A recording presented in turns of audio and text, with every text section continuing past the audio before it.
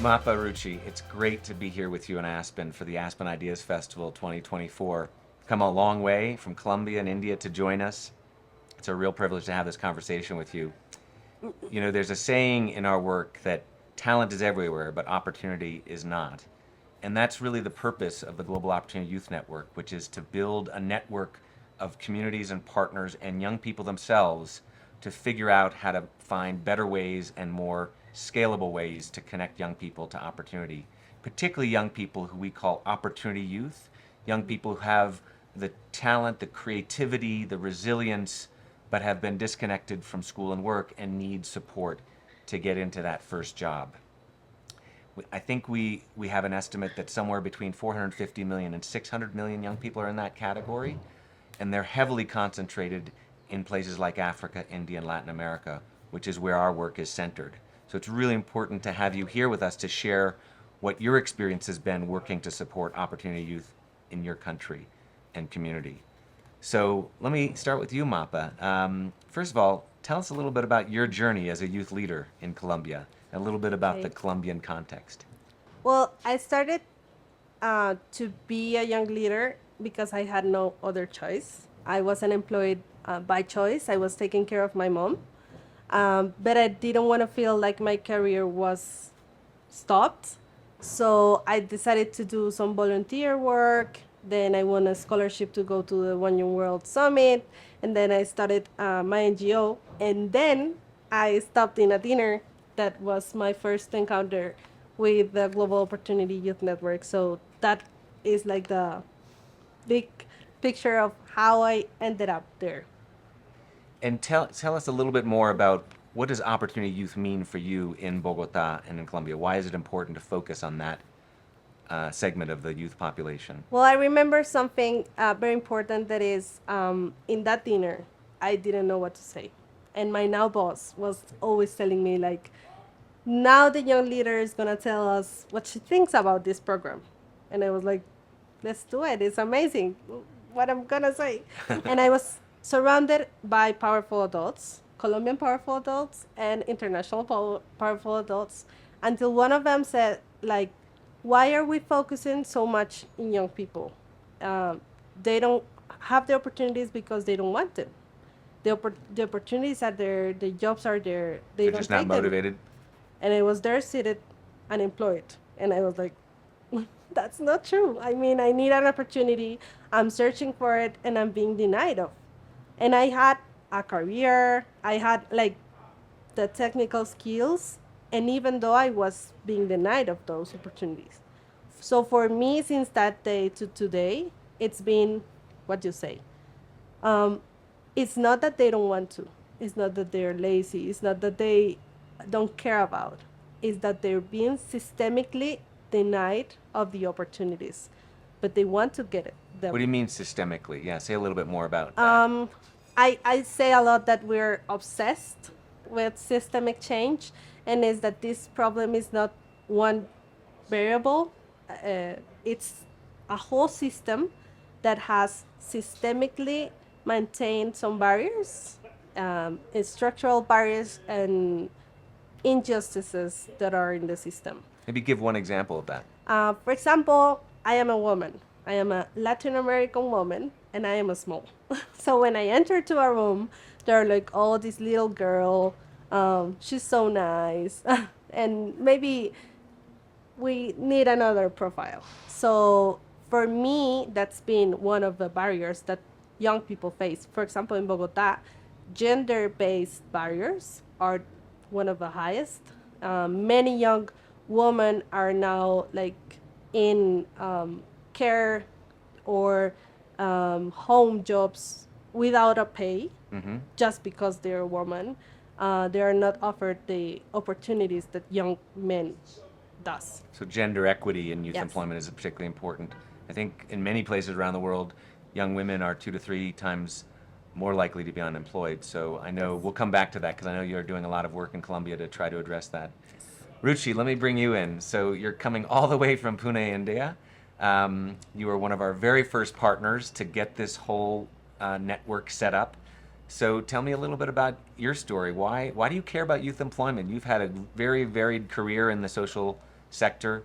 Tell me a little bit about what made you become dedicated and passionate about youth employment. Youth Well, opportunities. firstly, thank you, Jamie. It's awesome being here. Aspen is a beautiful place. The sessions are stimulating and scintillating. Um, a little bit about my journey. Well, I've had a sense of that there's some purpose for me ever since I can remember, and from the time that I started working in 1995. I worked in various industries, various job roles, trying to figure out what it is that I want to do. And in 2005, I joined the social sector, and then I knew that I was home. After that, it was about figuring out what within the social sector, and I was helped by many amazing people along the way. I came to understand that what I'm particularly passionate about is dignity and full potential for myself and for others. Okay. And so this work that we are doing at Lighthouse Communities Foundation, where Dr. Ganesh Natarajan and I, we co-founded it in 2015. And say a word about Lighthouse. Why is it called Lighthouse? Well, because it's about providing direction to young people, many of whom have, when they grow up in adverse situations, they often don't even have a sense of possibility. And, the motivation to reach possible goals comes second to that. Uh, so, yes, so that's why it's called that. And I think this work that we're doing is very personal to me because in the same way that young people are finding a safe space to come into their own, it's equally my journey as well. That's very inspiring, Ruchi. Tell us a little bit about the Indian context. India has the largest youth population in the world. I think it's something like 450 million young people are under the age of 30, which is even bigger than the total population of the United States, just to give people a sense of the size of the population. But tell us a little bit more about why this is such an important issue in India. Yeah, I mean, there is a lot of unemployment in India, and we just had our, once in 5 year, our elections recently, and unemployment was one of the issues that I think was significant in, determining the voting patterns. And yes, in terms of numbers, yes, it is huge because there are more than 300 million young people between the age group of 15 to 35, which is what the Global Opportunity Youth Network focuses on, who are unemployed. And in fact, the employment rate for women is somewhere between 10% and 20%, depending on what data source one looks at. So yes, it is much more difficult for a woman to get employment than it is for a man due to systemic issues. And you hear a lot about India's had this amazing growth trajectory, right? Year over year, the economy's been growing, but has not been growing and distributing the rewards or the economic benefits equally, right? So just can you say a little bit more about how there's such high youth and women employment in India, even as the country is growing so dramatically? Well, that is because of, for a long time there was this thought of the trickle down effect, and that, if a certain section of the economy is growing great, then there will be a trickle down effect across all sections. But now I think one knows that globalization, liberalization, all of these market forces could lead to the rich getting richer and the poor either staying where they are or, relatively speaking, get poorer. So yes, there is that Okay. in Okay. India as well. Let me come back to Colombia and Bogota, where you're based. And I'd love for you to comment a little bit on something we talk a lot about and was part of the inspiration for starting the Global Opportunity Youth Network, which, by the way, as I think you both know, was also inspired and informed by a lot of work that Aspen's been doing to support opportunity youth here in the United States. There are some Yeah. 5-6 million young people who are also out of school and out of work, needing support to get reconnected, either to complete school and go on to post-secondary education or get a job. Now, the Global Opportunity Youth Network is focusing more clearly on youth economic opportunity because that's Yeah. such a driving need and crisis in many of our communities and countries. But the U.S. is also very committed to trying to, the U.S. and Aspen's program in the U.S. is committed to helping opportunity youth reconnect so that they have a chance to pursue their ambitions and aspirations. But in all of this work, we often talk a lot about the importance of true, authentic partnership with young people, that there's so many youth programs, youth leadership programs, youth events that bring young people in maybe to sit on a panel or to say a few words, but don't truly get engaged with the programming. And this has been a hallmark of our work, is to really try to bring young people in, and particularly opportunity youth in, to help work with us from the beginning to create the kinds of solutions and programs that they think are needed in their community. So can you tell me a little bit about how that's happened in Bogota, maybe with an example or two? Yes. First of all, if we think about systemic problems, we need to think about systemic change. And to reach a systemic change, we need to change the power dynamics. So that's what we have in mind, to have young people in all levels of decision-making processes. Not just in the end, not just for the validation, all the processes. When I was started as a young leader, I was in the whole process. I was in the workshops, in the steering committees, and then I become part of the team. But I can give you two examples. The first one is we're working with a fellowship of our group advisory youth in Bogota. There are simple classes, and we're working with 3 young people that are out of the juvenile system. And we don't do something special in those classes. Really are the simple thing that we have in the whole Bogota strategy. And the mentor came by to see what we were doing. And we were like, are we doing something wrong? And he was like, no, I wanted to see what you're doing because we are seeing psychological positive changes in them. And we started to think, what are we doing? And the simple conclusion is we're giving them the opportunity that nobody else would, to be in a space. So just creating that space and place Yes. for young people who come from backgrounds or circumstances where they Yes. would never even have that chance to be in a place Yes. where they could have a voice. And we participate. have another example of a young mom that she was so repeatedly saying us, you need to put this recommendation of the local government to work with young moms.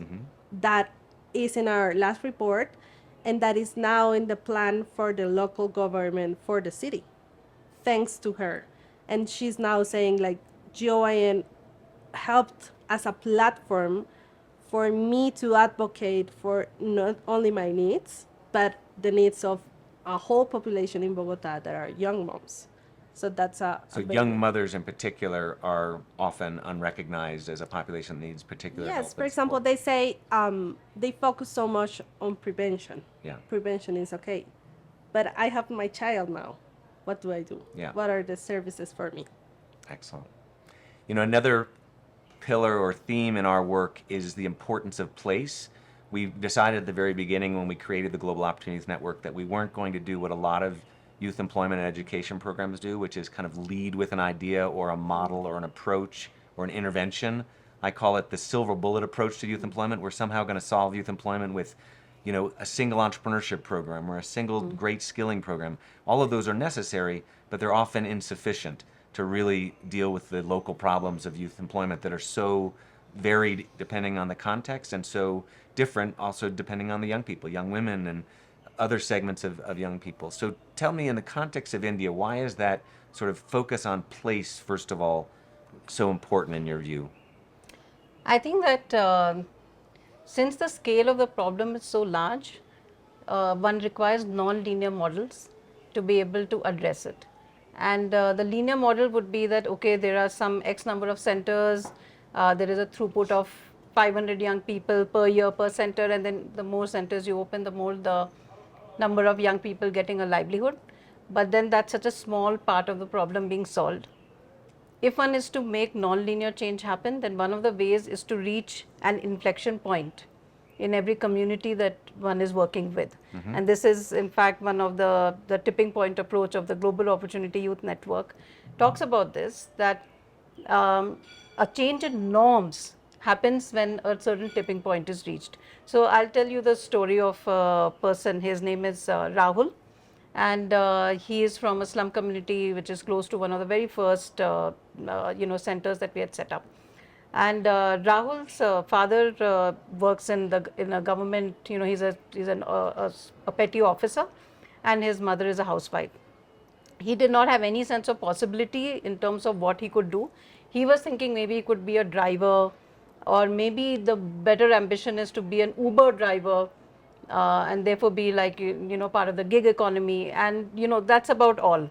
But when he came into the Lighthouse, these large spaces where young people have a safe space to find themselves, discover their own agency, to figure out what they would like to do in future and how I can actually reach there.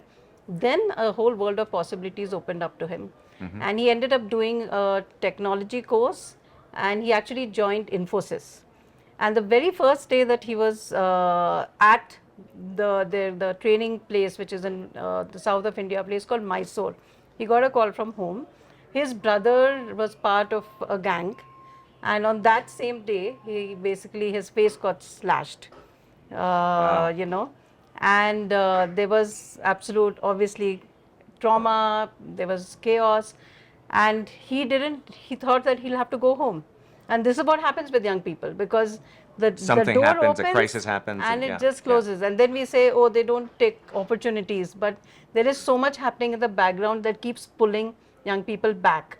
So thankfully, because of the Lighthouse being there, that mentorship being available to the parents as well, so Rahul actually took up that job, and today, in fact, it's been 6 years since he started working.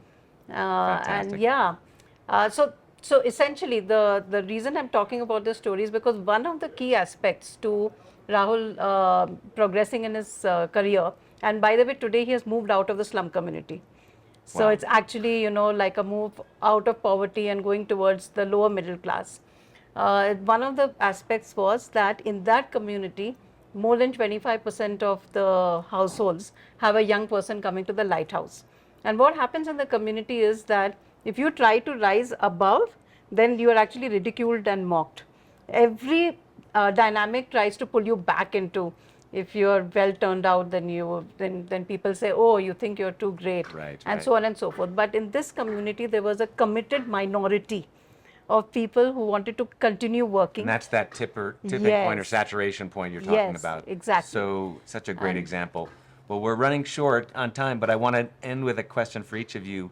Just, you've each been involved with us as critical partners in Colombia and India for the last 5 years. Tell me one or two things, maybe starting with you, Mappa, that stand out in terms of lessons learned or things that make you proud of the work you've done to support young people in your community.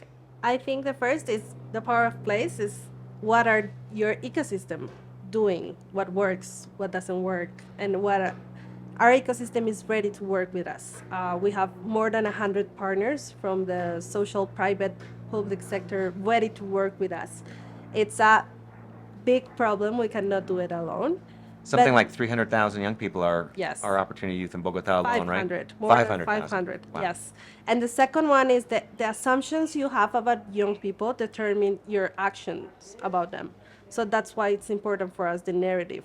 If your narrative is not based on evidence, check that evidence, because that might be wrong about them, or ask them, include them, ask them, do you really want to study? Do you really want to work? Is this what you expect? And they're going to tell you about. So, yes. Excellent. Ruchi? I would say number one is the place-based approach, Yeah. because it allows for deep work, it allows for setting up of a collaborative sort of infrastructure, Yeah. like Mappa was saying. So similarly, in the city of Pune, there are more than 7,000 employers, 100 skilling organizations, everyone is working together for this. And there's common vision for change. Yes, yes. Second is and the government. There's an amazing government partnership, and I would say that they lead a lot of the work that is being done. And secondly, the data-driven approach. Because before the Global Opportunity Network came in, we didn't even know that what was the total number of opportunity youth in this city, which is around 250,000. But now we know that that's the mecca, and one can plan accordingly. That okay, over a 10-year period, how How can are we one gonna reach make a there? difference? Yes. Well, you're already making a huge difference in each of your communities, and it's so amazing to have your voice and your leadership represented here at the Ideas Festival. Thank you for joining me, and enjoy the rest of your week. Thank you. Thank you so much. Thanks.